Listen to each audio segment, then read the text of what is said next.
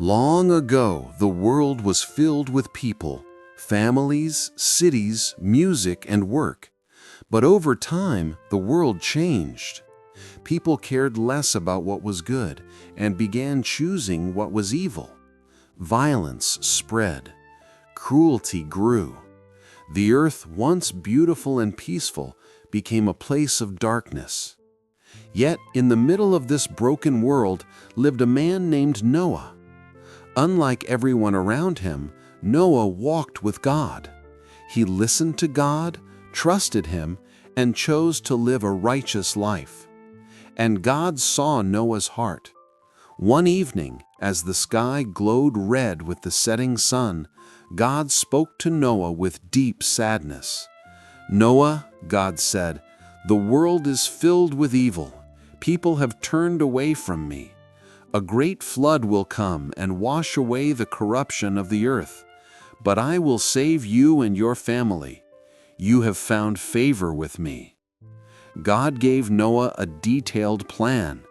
Build a giant wooden ark, large enough to hold his family and every kind of animal.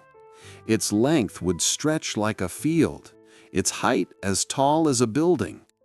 Noah listened, Noah believed, and Noah obeyed.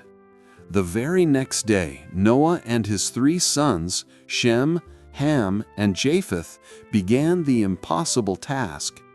Trees were cut and shaped, massive beams were lifted, boards were hammered into place, tar was spread to make the ark strong and waterproof. Days turned into months, months turned into years, and the ark rose steadily like a wooden mountain in the open field. People gathered to watch the strange construction. "Noah, what are you building?" they asked. "A flood is coming," Noah answered calmly. "Turn from your wickedness and return to God." But they only laughed at him. "Rain, judgment, a flood covering the world? Impossible." They walked away shaking their heads, refusing to believe. Still, Noah kept working. Every swing of the hammer echoed his faith. Every board reminded the world God keeps His promises. Then one morning, something miraculous happened. The ground trembled softly. Birds circled overhead. Animals turned their heads toward Noah's valley. And by God's command, they came. Lions padded beside lambs. Elephants marched slowly, casting long shadows.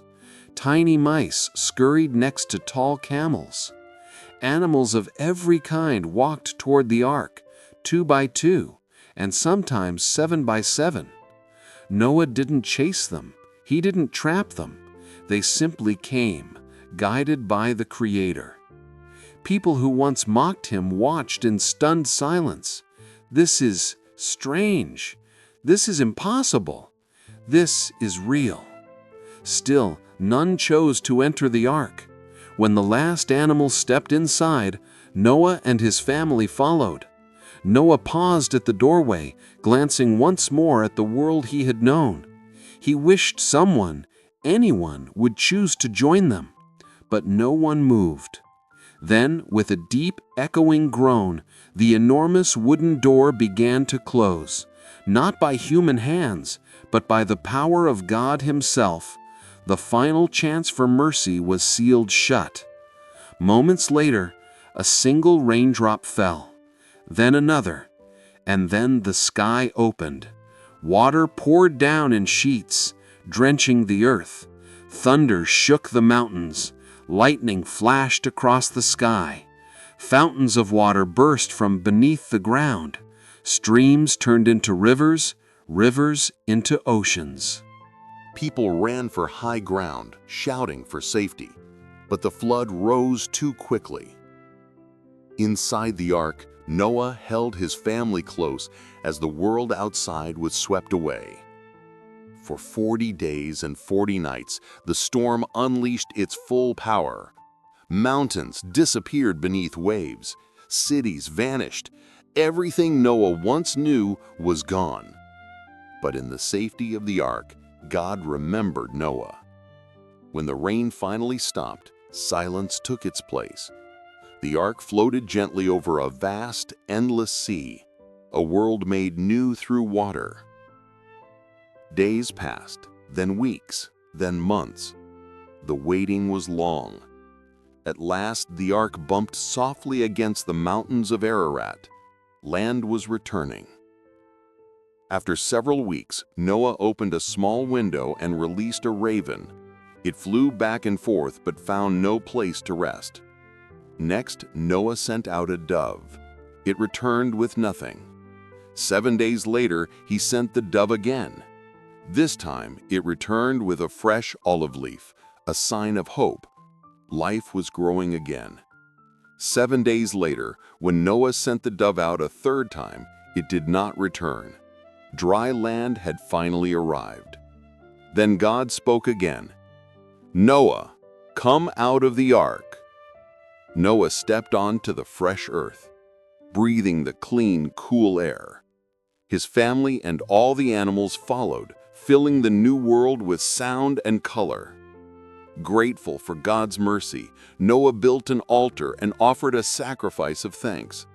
God accepted Noah's worship and made a promise that would stretch across all generations. "Never again will I destroy the earth with a flood.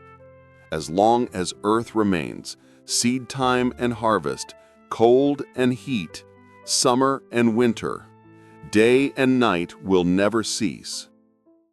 Then God placed his promise in the sky, a magnificent arch of glowing colors bending across the horizon.